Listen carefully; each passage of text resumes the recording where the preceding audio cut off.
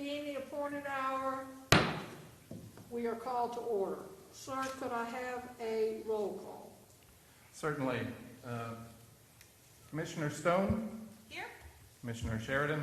Here. Commissioner Blackfelder? Here. Commissioner Broadway? Here. Vice Chair Ure? Here. Chair Cox?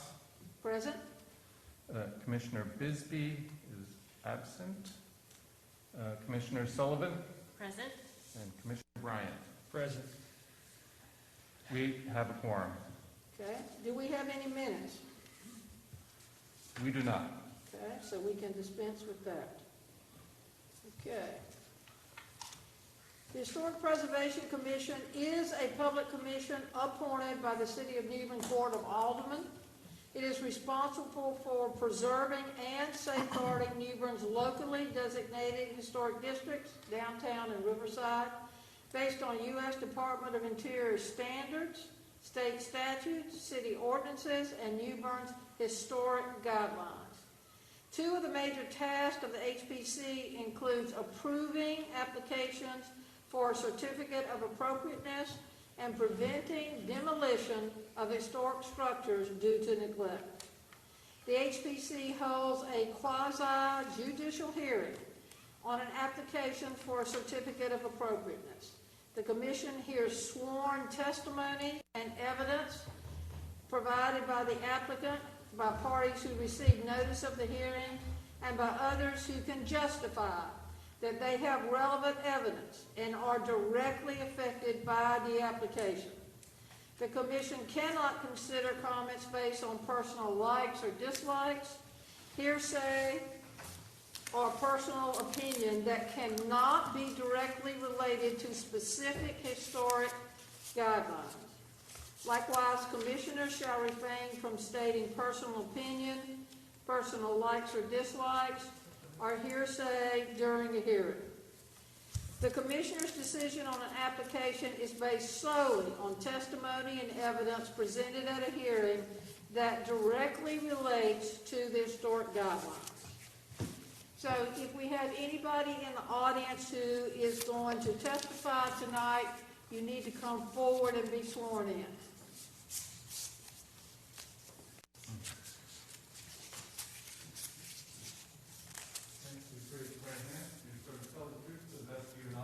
Yes, I do.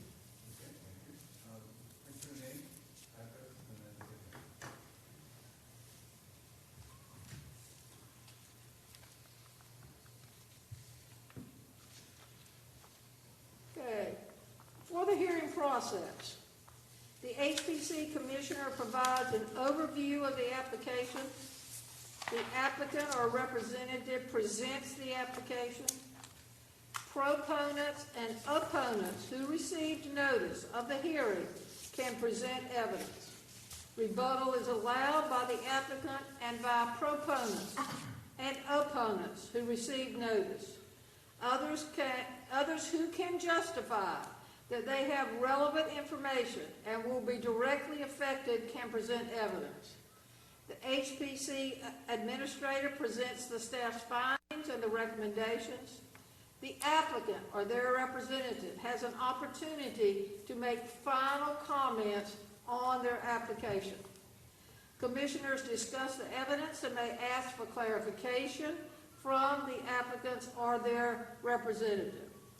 The chairperson calls for a motion to approve or deny the application with stated finding of fact. The motion is discussed by the commission.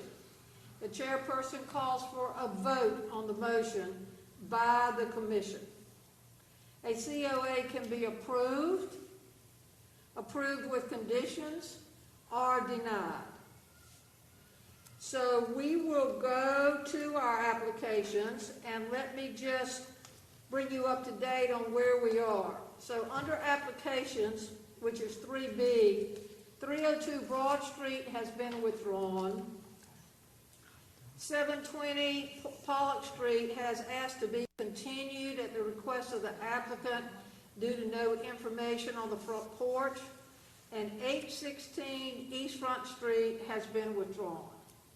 So the one that we have is 301 Johnson Street, and then we will make make a motion to continue 720 Pollock Street. So those are the two things that we will do under applications. Is there anything else, sir, you have to add to that? No, just that, so if anyone is here relevant to the two withdrawn applications, there will be no discussion about that, either of those this evening. But you're free to stay, listen to the others. Okay. All right, so can we start with the first and only application that we have tonight, which is 301 Johnson Street? Okay, scrolling down to that one. Okay, here we are. This is the top of the application, and you can see the application has been filled out appropriately. And it's also been appropriately signed and dated. So what we're going to talk about is a property here on the corner of Johnson and Craven Street, 301 Johnson Street. And we're going to be talking about some gates at 3 locations on the perimeter of the property, indicated by the yellow arrows here. The one at the top is a walk-through gate. The one on the right, next to the word Craven, is also a walk-through gate. And then the one towards the bottom is a double gate for the driveway.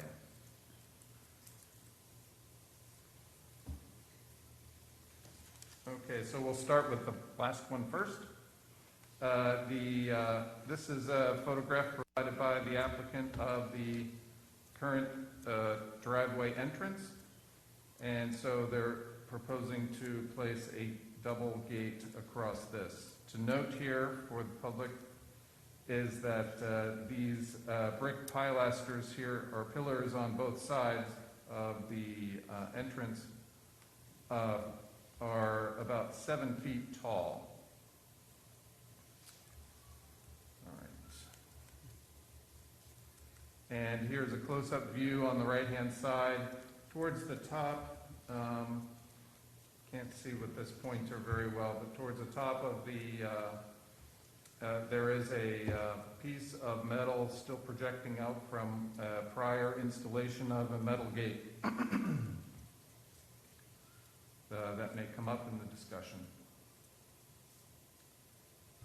Then the second gate is the other one that was on Craven Street. This one is, going to have to make this a little smaller. There you go. This one is much narrower, of course, however, the pillars here are also about 7 feet tall. And there is a small step at the bottom. It gets cut off by the bottom of the photo. And then the third one is on Johnson Street side, the front entry. And here we have a broader, wider angle view, a broader view of this. This entrance also has 7-foot high brick pillars. And you can see some of the existing fencing that also is almost 7 feet tall from the ground on this. And you also notice the pattern of the fencing as well, where it's I guess a double number of pickets at the bottom and a single number at the top. Best way to explain that. This being a close-up now of that very same gateway entrance. You can see a close-up of that fence as well. Now, technically, to be clear, there is a small garden wall at the bottom of the fence portion of the wall. Applicants have provided some examples of the kind of gateway that they're talking about. We'll see some drawings in a minute. These were some of the examples that were their inspiration, so to say. This one on the bottom happens to be straight across the street on Johnson Street at 304 Johnson Street. And that kind of double spacing at the bottom and single spacing at the top, with the little spear heads on the top of each one. And then this is an example that they found of a double gate, double metal gate nearby, just a few blocks away on Edgerton. And here's an example of at least a short version of a walk-through gate, also with the double on the bottom and single on the top kind of design. So here are the sketches that the applicant has provided, very nicely drawn, by the way, and to scale. So this shows the driveway gate, double wide gate, and shows also the surrounding brick columns or pillars, as well as the brick wall fencing that is immediately adjacent to that. We did request that from the design review meeting. And also the brick planter is shown at the bottom, but primarily we're talking about basically that arched gateway design, and the top of the actual gate itself is 72 inches or 6 feet.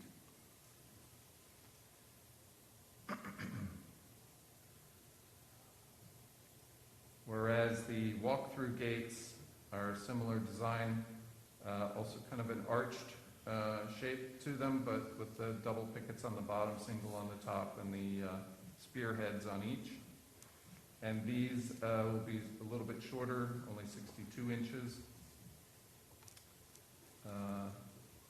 And approximately 40 inches wide. These are single gates, however, not double. Okay. And this one is the one on Johnson Street. It's a little bit wider, 52 inches.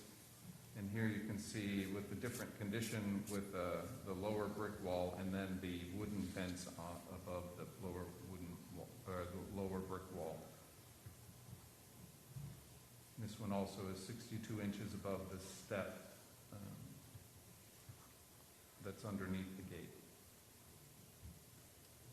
Okay. So in addition to that, our zoning and inspections review shows that the zoning administrator didn't check it off, but it does meet the requirements of the land use ordinance, and the chief building inspector will not require a building permit. And then we're ready with our recommendations whenever you are. Okay, does anybody have any conflict of interest with this project? Seeing none, does anybody have any issues with the application completeness? Seeing none. Does the applicant have anything else you want to add at this time? Yes, I do. So, we were able to go and talk to the installer for the gates. One of the questions asked at the design review was how they were going to be attached to the pillars, and I didn't have that information when I did all the other stuff.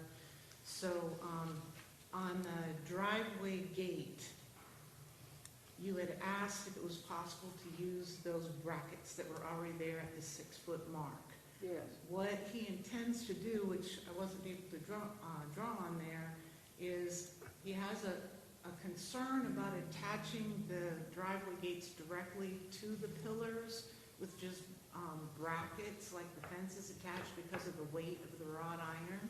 His intent is actually to have, it's a 2 to 3 inch metal post that'll go up inside on each side, and he's going to have it in the ground on the bottom and then attached to those brackets at the top that are already there. That'll be how it's attached to the top, so he doesn't have to put any additional brackets in.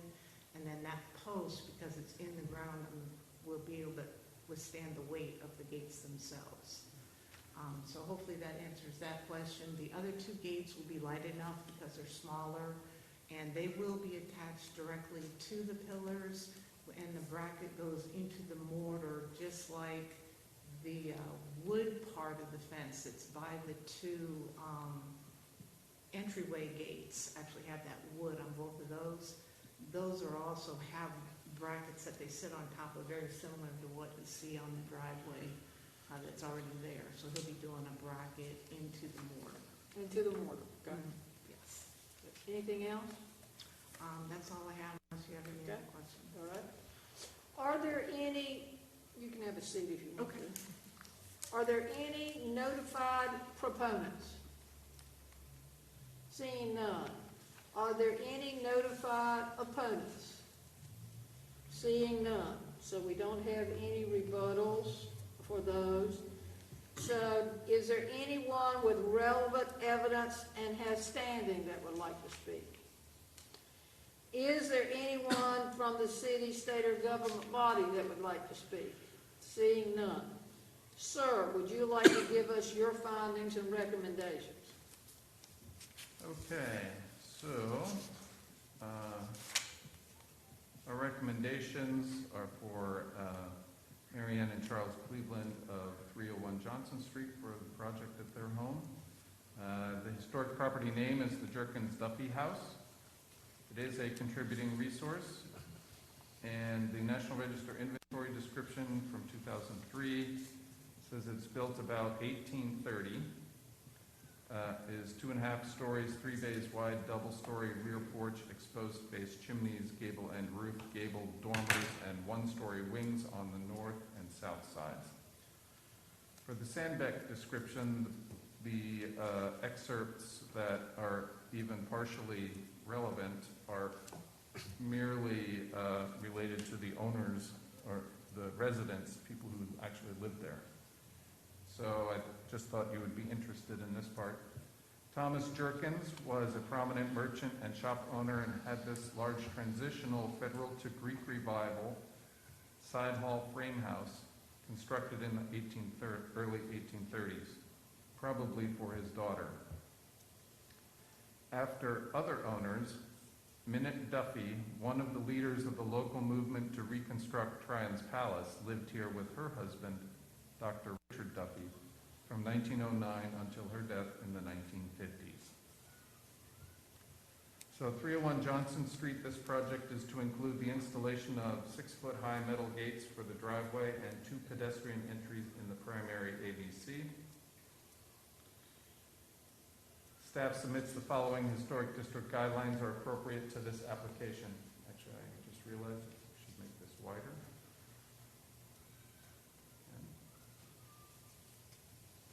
A little better. For fences and garden walls, 2.5.1, 2.5.2. For design principles, 3.1.1 and 3.1.5. For modifications, 3.2.1, 3.2.3, 3.2.4, and 3.2.5. For masonry, 5.1.1.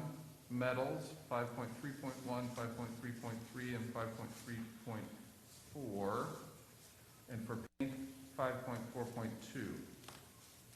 The statements of reason based on the information contained in the application and staff's judgment are: the project is located in the narrow stitch development pattern. 2, the proposal is a modification project. 3, the proposed design components and materials meet the requirements of the guidelines. 4, the zoning administrator and the chief building official have reviewed this project and commented accordingly. And 5, the project is not incongruous with the guidelines. So staff recommends the commission approve this application to include the installation of 6-foot-high metal gates for the driveway and 2 pedestrian entries in the primary AVC. Ma'am, do you have any final comments? Okay, there'll probably be some direct. Okay, so we will now have a discussion about these gates. Prior to the discussion, I want to make a caveat about this particular project and gates and fences, because our guidelines are very specific about the height of these that you can have in the front of the house, which is 4 foot, and in the back of the house, which is 6 foot.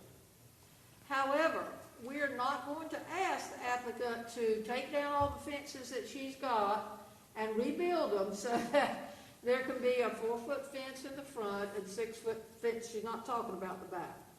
So these gates that she is asking to put up are going to be higher than what our general guidelines ask for, only because, which is the caveat, only because there's already fencing around this house.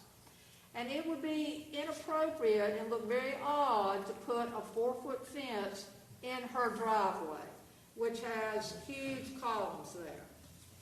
So I just want to make sure that this is made very clear as we discuss these gates, so that this is a great exception to our rule, but only because there's fencing already there, and she's trying to put gates that go along with the fences that are already there.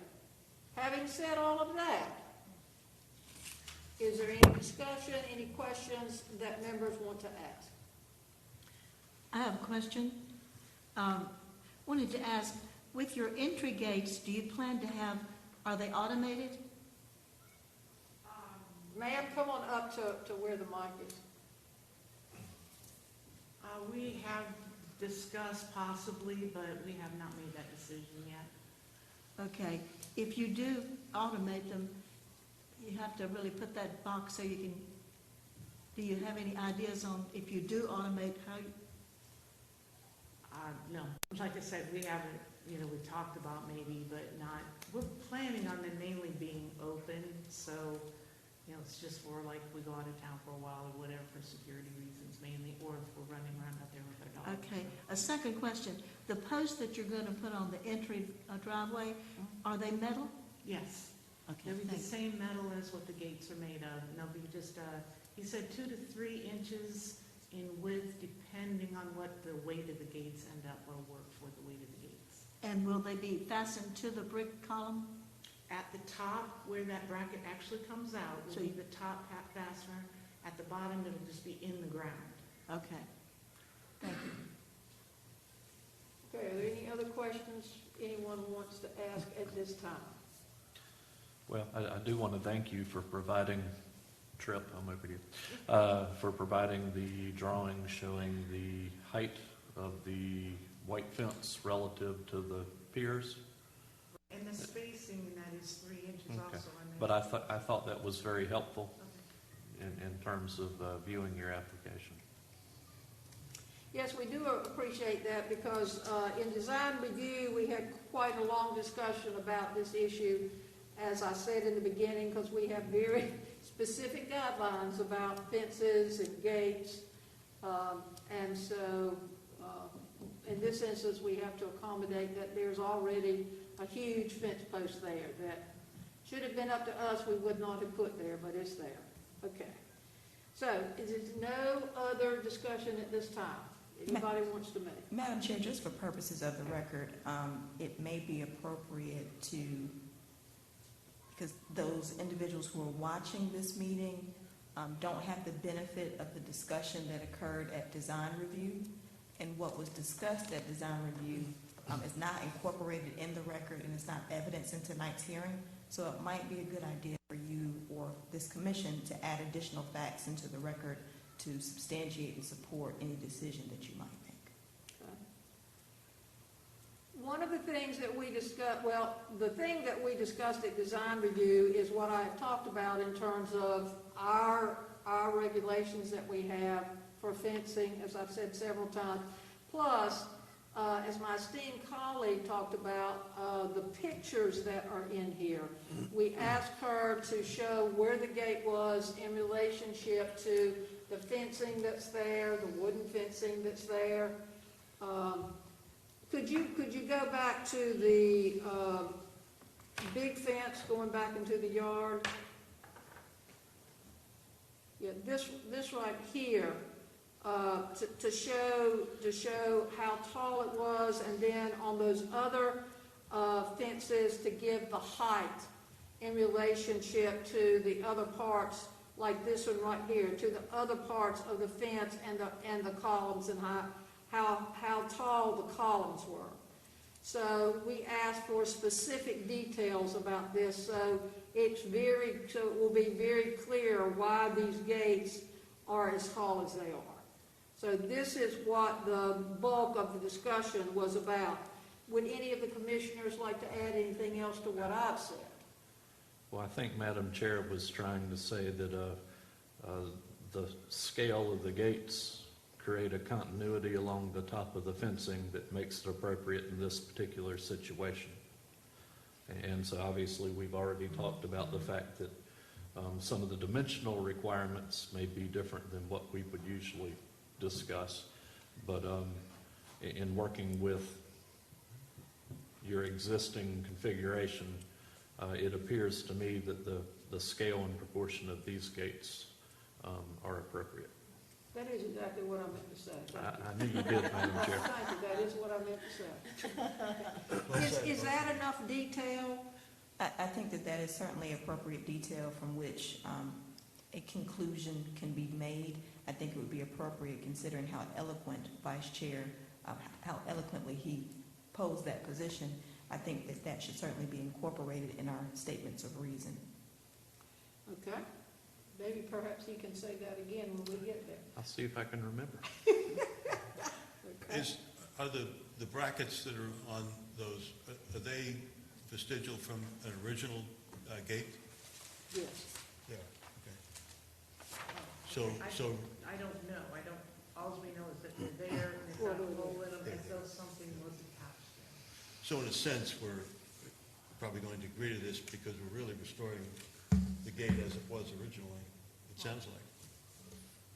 Destroying, is that what you're saying? Restoring Restoring, right. the gate. Well, and this was one of the things that we asked in design review was to use these brackets that are there that are historic, to use these brackets in some way. We did ask her to do that. Yeah. I think it's another reason to agree with it because apparently we're restoring it to what it was historically. Okay, any other comments? Could I have a motion? Yeah, I'll be happy to make a motion if staff would help me with the recommendations on the screen. Yeah. So I move that we find the application for 301 Johnson Street to be not incongruous with New Bern's Code of Ordinance, Section 15411 to 15429, and New Bern's Historic District Guidelines based on the following specific guidelines. Fences and garden walls, 2.5.1, 2.5.2. Design principles, 3.1.1, 3.1.5. Modifications, 3.2.1, 3.2.3, 3.2.4, 3.2.5. Masonry, 5.1.1. Metals, 5.3.1, 5.3.3, 5.3.4. Paint, 5.4.2. And I'm going to also add 2.8.2. I realize that's in signage, but we want to make sure that all your fasteners go into the mortar joints as opposed to the faces of the brick themselves. And so that's why I'm adding that particular guideline. And so finding a fact being that the project is a modification project, and it consists of an existing fence with dimensions that differ from those that we customarily work with in the district. That the proposed gates provide continuity and alignment with the top of that fence. That the methods and materials are used in traditional ways. Zoning administrator and the chief building official have reviewed the project and commented accordingly. And then finally, that the project is not incongruous with the guidelines. Second. We have a second. All of those in favor say aye. Aye. All of those opposed, hearing none, the motion passed. Can I have a motion to approve the COA, to issue a COA? So moved. We have a second over here. All of those in favor say aye. Wait, we need a second. All of those Madam Chair, opposed? Madam Wait, Chair, we need a second. we didn't first. catch the second, Second was right over here. and the motion. That was the motion. Oh, okay, sorry. I'll second. Second, okay. All of those in favor say aye. Aye. All those opposed, hearing none, it passed. So ma'am, you can go build all your gates. Just be in contact with Matt. Okay, thank you very much for approving your property. Okay, so the item D, 720 Pollock Street, is a continuation, and it is asked to be continued at the request of the applicant due to no information about the front porch in the original application that was made. So can I have a motion for continuance of the 720 Pollock Street application? So moved. Okay, can we have a second? Madam Chair, I think Ms. Stone's motion was to continue the application for 720 Pollock Street to a date and time specific in a specific location. What's the date and time? She gonna bring it to the next meeting? March 17th, maybe? March, should be March 16th. 16th, that's right. Mhm.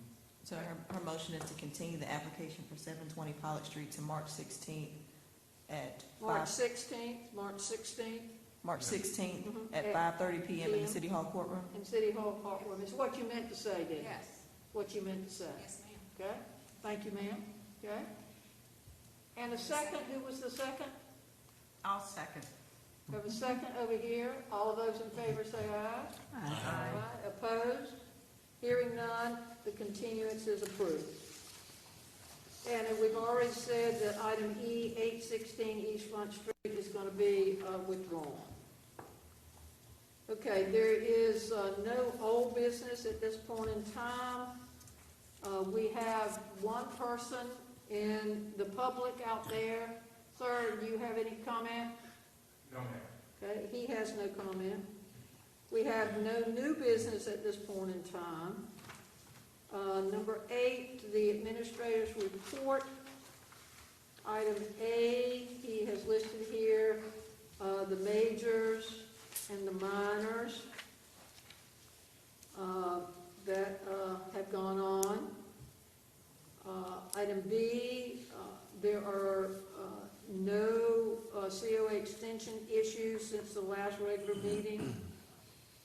Are there any other items or updates that anyone would like to bring forth at this point in time? The only thing I want to bring forth is on the fourth one of the minors. Matt, when they talk about replacement of 3 trees, do they give the variety of the trees that will be used as replacement? Yes, they indicate the species that are removed, and then the species that's to be, are to be used to replace them. So that they will hopefully reach at one point the height Correct, of because those. that's the requirement, is that the Yeah. replacement trees have to have a canopy that's at least similar to a mature canopy that is at least similar to the one that is being replaced, Thank you. or removed, sorry. Okay. Are there any other items or updates that anybody would like to bring forth at this point in time? Hearing none, believe it or not, do we have a motion to conclude? Move to adjourn. You so moved? Do we have a second? We have a second. All in favor? Aye. Opposed? Hearing none, we are adjourned. Is that our shortest meeting?